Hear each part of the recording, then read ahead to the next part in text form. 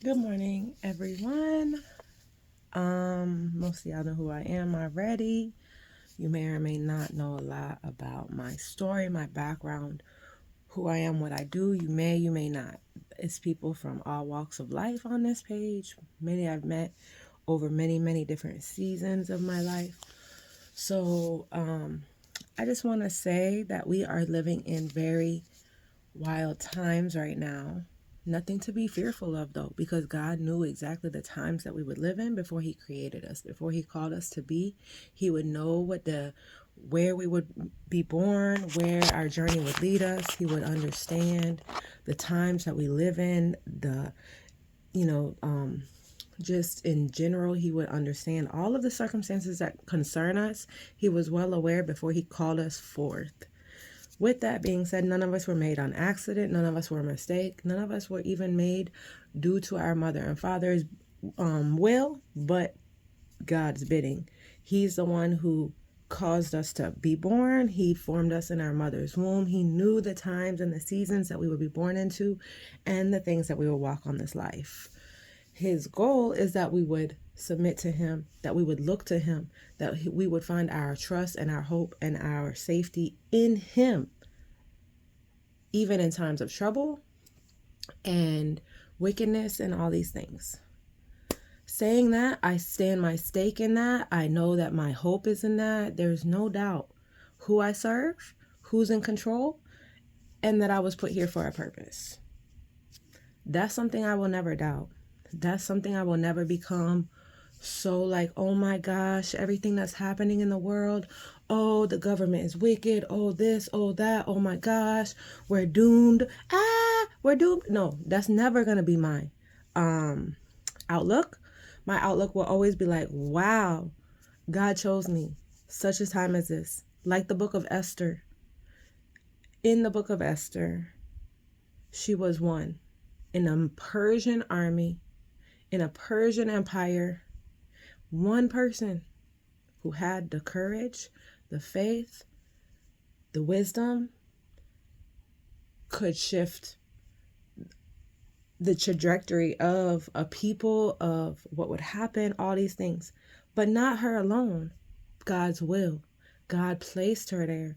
God made her beautiful to be chosen, gave her the submission, didn't even have parents. She had an uncle that would look out for her, that would tell her and guide her. And he may not even know everything to tell her at times. And she had to pray and fast. And if you're not familiar with the book of Esther, it's a good read, because there's so many times that the Bible talks about people, Daniel, Nehemiah, Ezra, so many people that literally not only had to live in Babylon or in the great imperial empire of that time, such as Joshua, even Abraham had to navigate through Egypt. So these stories are written well before America, well before the West was ever created, was ever in power. We were given stories to look to of people who stood up, who went against the grain at times, who knew when to be quiet and when not to bow the knee. And I think that's the most important thing to remember in the times that we have, where there's so much wickedness and corruption, which we've always known. Everybody always knew that politicians are wicked, that they're into it for money and things like that. However, I think up until recently, we really thought we were free. Up until recently, they really made us believe that we had a choice, that we were doing our own thing, that we're so far ahead, that we're, first world things. And when you look at different places, you're like, yeah, thank God I have air conditioning. Baby, air conditioning is not everything. At what cost? What does it gain a man who gains the whole world and lose his soul? So in these times, I'm not going to be quiet. I believe in God. I truly believe him at his word. And I truly believe he's been helping me to understand what's really going on. There's so much I don't know. There's so much I will never know. There's so much nobody will ever know, because people have specifically destroyed history and are currently trying to rewrite history.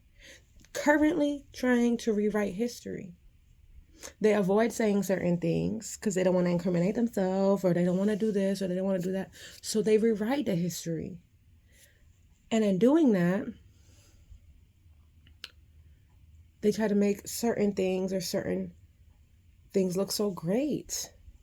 The problem is you cannot steal a truth.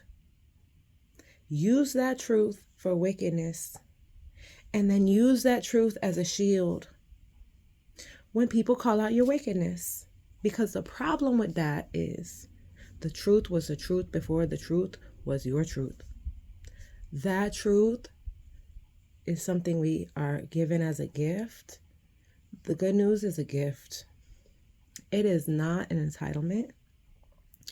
And the problem is how people represent it, how it's being represented, how it's been represented from the times of way back before any of our people were anything beyond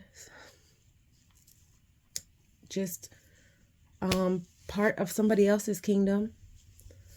The point is, you are pushing people away from Christ. You are misrepresenting who Christ is. You are misrepresenting what a Christian is supposed to look like and be. We are to serve this world, not to dominate it, not to colonize it, not to run the nation. I have yet to find a single passage or verse where Jesus himself spoke about taking a government, a land. He chose to walk as a foreigner with nothing.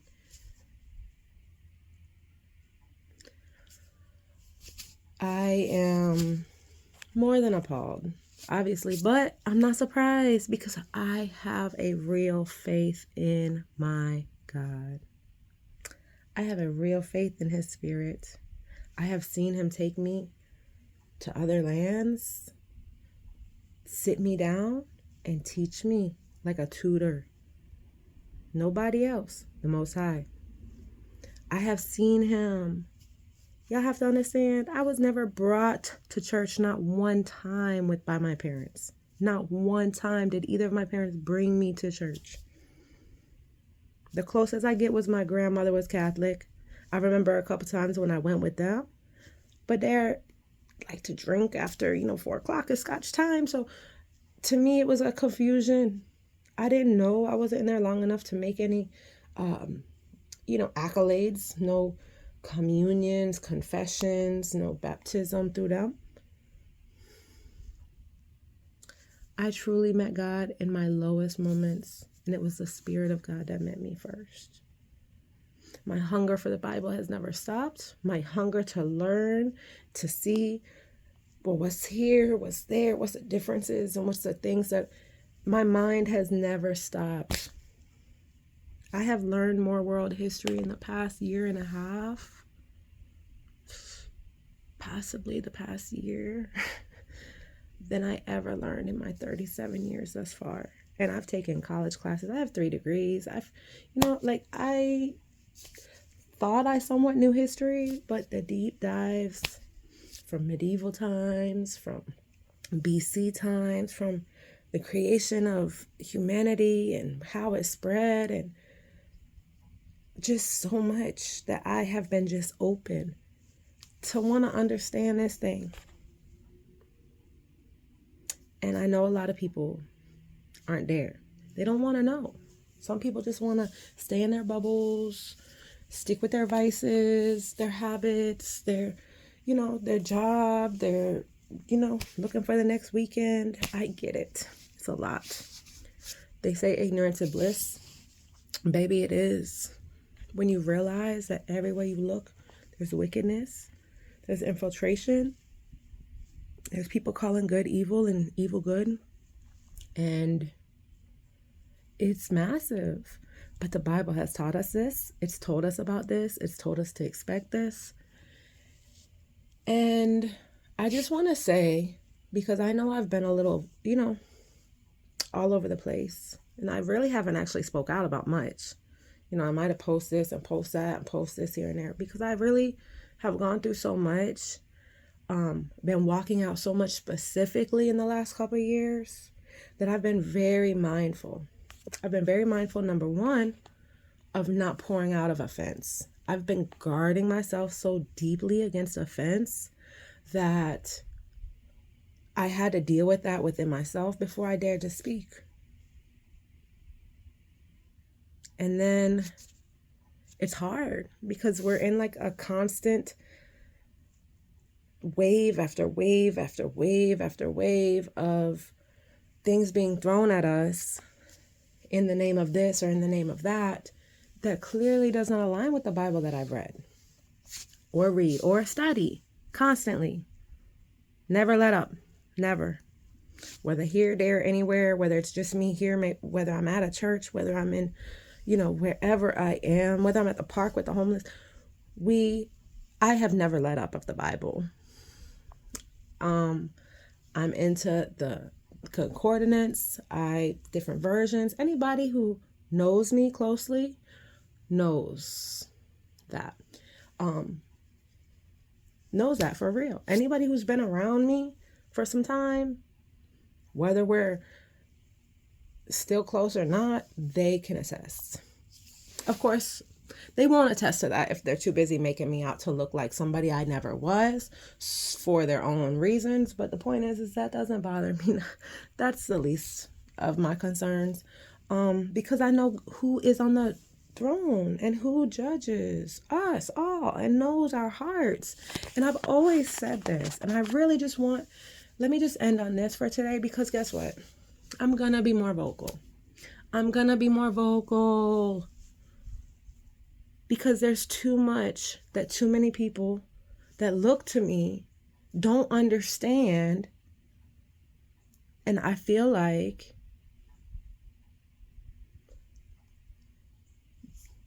God knew what he was doing when he created me, Amanda Sarah Mealy. Okay? He knew the path I was going to walk. He knew the places I was going to go. He knew how he was going to create me to fit in or not fit in, and the experiences, just like Moses. He knew that man was a Hebrew, being raised in a palace, to get tossed to the wilderness, to come back to the palace, to carry the people through the wilderness, to eventually reach the promised land. He knew those things, and it was those times and experiences that made him able to lead a whole nation. And I don't want to lead nobody, bro. Let me be honest. Everything that I've learned, I know nothing. Not a degree helps me, not a single storybook, YouTube, history lesson, none of these things have helped me to do anything but scratch the surface. Like, it really has just helped me to reflect. We don't know nothing. These secrets are so beyond hidden and beyond changed and things. So I just appeal to you all to take a minute. We have to relearn, unlearn, relearn. We have to step back sometimes and just look at the big picture and say, wait, is this God's character? Is this what he created this to be? Is this closer to his character, or is this closer to the enemy's character? Because the truth is so simple. We have an audience of two. We ourselves face every situation we go through. But so doesn't God know every single situation. So doesn't God give us the power, but he also knows our thoughts. He knows our thoughts. He's rooting us on But he literally knows our thoughts. He knows everything that we've gone through, everything that we faced. But I warn you one thing. So does the devil. So does the enemy. So does that little wicked part of you that wants to go left when you know right is the way to go, but left is going to feel better. The devil has record of everything you've done, everything you fell for, everything your mama fell for, your daddy, your parents, your grandparents, your great-great-grandparents. Just as God knows their actions, the devil has been right there every step of the way for each of them. Hey, look at her. Look at her. Hey. Psst, psst, psst. Don't you want that? Doesn't that look good? Did he really say that? He's been there since the beginning. He doesn't forget. Where he sees you fall, he'll try again. Where he sees you finally break that curse, he'll try for your children. The point is, you have an audience of two. These people don't matter. Your boss, their opinions of you as a person does not matter. Those two people know. Not people. Those two beings. The Most High watches everything. He's on your side and he's rooting for you. The enemy is full of lies, full of shame, full of doubts. He wants to plant those doubts. He wants to make you question what's good. He wants to make you fit for his usage, to damage more people, where God wants you to be fit for his usage, to help more people. It's so simple, for real. If you step back, it's so simple to see there's only two entities fighting for your soul in this world: good and evil. And I think it's so simple that sometimes we miss it. So I'm just saying that I want to say that if you hear me talk anything political or this or that, just know it's because these Christians, so-called Christians, are really pushing away people. And then some of the other side, their lies. And the way that they have pushed this narrative that is self-hate, really, it still plays against those who are either hurt by the religion, hurt by the faith, were never really acquainted with the faith, or basically they just have projected themselves in a way that makes somebody say, hold up, ain't no way. Ain't no way. Ain't no way KKK was Christian and now you want me to be Christian? But they did that with a cross behind them. That's the point. If you don't call out these things, if we don't call out these things that are not a representation of God or of Christ or of our faith, and we allow these false representations to go free and just expect people to know that obviously they're not us. Obviously they're not real Christians. Obviously, if you ever owned a slave, beat a slave, raped a slave, obviously you would think, obviously they weren't real Christians. But a lot of people don't believe that. A lot of people don't say that.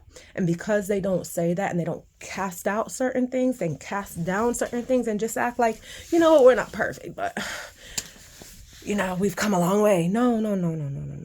If you don't call out, Jesus called them out. Jesus called them brood of vipers, hypocrites. He called them out. The more that we don't call out these things and we push this narrative of how great some of these leaders are because they're Christians, and the lie of Judeo-Christian. I still am not understanding that. Please, somebody make that make sense to me. I don't understand what that means. The point is, the more we allow these lies to form, the more people are rejecting Christ. The more people are rejecting every single good deed as evil and trickery. And I think it's just time that people actually stood up or continue to stand up for right is right and wrong is wrong. And my alignment is with the Most High And he created us all. And he loves us all. And he has every knee shall bow. Because there's nobody left behind in that promise. And there's nobody that he wouldn't want their soul to be saved. There's nobody that he wouldn't want them to be able to put their own thoughts, beliefs, values about nationalists or geographical things or greed aside. He wants us to die to those things and submit to him and his will, that his will would be come to earth as it is in heaven. And if we don't call out these things, if we don't continue to point out discrepancies, if we don't continue to fight back from certain narratives that are not true and they're being propaganda. I mean, propaganda, oh my gosh, nothing has been used more than propaganda. It's just like the enemy. It's literally his trick. Because just like the enemy will whisper stuff in your ear with his own intentions, that's what propaganda has done for our people before we had a people. Before ever there was ever anything. Like this thing has always been. Always been. The point is that if we don't start calling these things out, then unfortunately we're losing our own witness. And people are dying without ever knowing that there really was a Messiah that came for them. But that Messiah was falsely represented terribly. He was misused. His name was misused. I believe Christianity was the first thing colonized, honestly, because they had to use that as their moral compass, their moral badge to call others savage and take their lands and, to say that they wanted to take over certain holy lands because, they suddenly decided it was like a collectible that they could just have. And because now they claim this, they could just go there and be kings in this area that they had never seen before. It's heavy, it's deep, it's dark, but the truth is that we were born for a time as this. And the God that I serve is still on the throne. And there is but one creator. There is but one creator. There is but one creator. And that creator knows you, knows me, knows everything we do, knows every struggle we have. Every time we sacrifice for his sake or we bow the knee to the enemy and trade our self-respect, give up part of our soul for benefit of gaining something of the world. The truth is that it's time. It is time. And I just wanted to say that. Like, that's where I'm starting here. I could go on for hours, but I just wanted to point out these things because it's very important.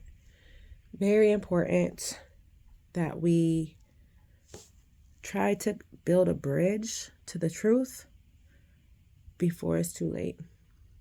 It's already been hijacked.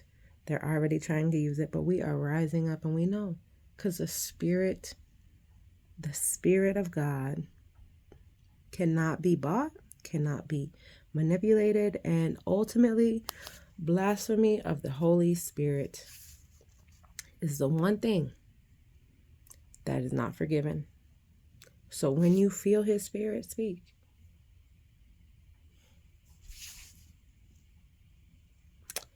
I hope everybody has a blessed day. I know it's kind of heavy. It's a different kind of topic. I know a lot of people aren't involved in these things. They don't want to talk about, history or politics. But it's time. It's time we wake up and we at least have an idea of what's happening around us, because time is running short. Time is running short. And it don't have to be like this.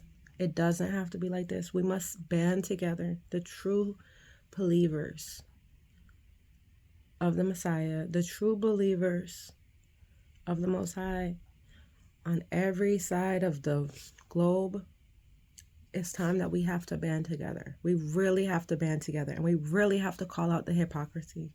And we really have to be able to put our beliefs aside, or not our beliefs, but our knowledge aside that we have learned, to be open to hear what somebody else adds to the table. Because propaganda is real.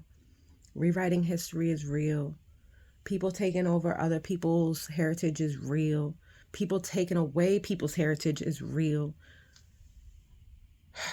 These really did happen, and it's really been happening. So how can we trust what? A history book? A news channel? A politician? We can't. But what we can do is we live in a time of information that we can be guarded, and we can see through some of this and pray as we do that God would show us something, a tidbit, to open our eyes. Just to open our eyes. Just so we don't fall into the same deception. Anyways, I hope everybody has a blessed day, and I hope somebody might have been sparked by this.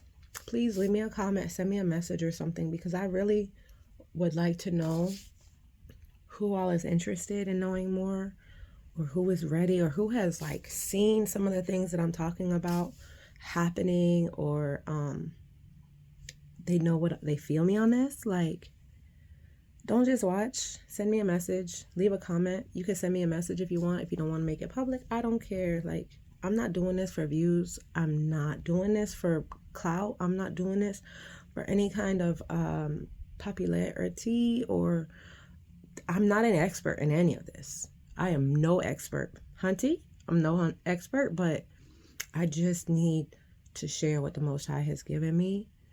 And I need to stop acting like these things don't matter in the big scale of things, because they do.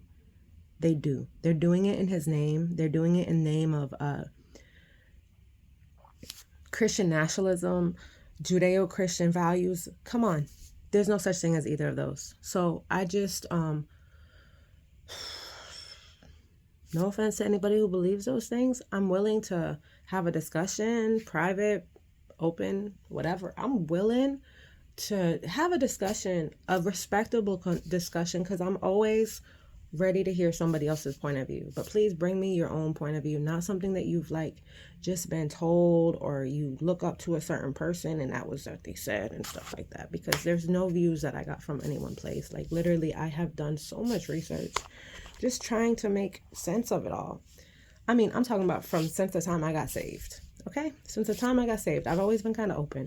People who know me, they know I haven't like bought into the whole Christian Christmas thing and Easter thing. I did for, there was a point, probably 2, 3, 4, when I started to read the Bible, I started to say, oh, what is this? What is this? Some people never do that. Some people have been raised Christian in this thing for decades, and they never feel conviction for like, what is this? But me, I meet God and I start reading the Bible intently at 25 years old. And it took me a couple of years to be like, whoa, what is this? This is just a trap. I've been trapped in credit card debt and things, trying to prove that my kids have enough love by putting trees up and presents, and I don't know. I was raised differently, so I just don't know, but some people never question it, and I get it, but it's really time that we kind of question some of the things that we do, where they come from, and I don't call nobody out for their lack of whatever or any of these things. I just want to share what God has given me and what God has showed me, and that it's not blasphemy to question certain stuff at all. It's not. Jesus questioned everything, and he quickly called out the hypocrisy. So that's all. So like I said, if anybody has anything to add, wants to discuss, questions, concerns, or comments, I'm open. I hope you all have a very blessed day, and catch you next time.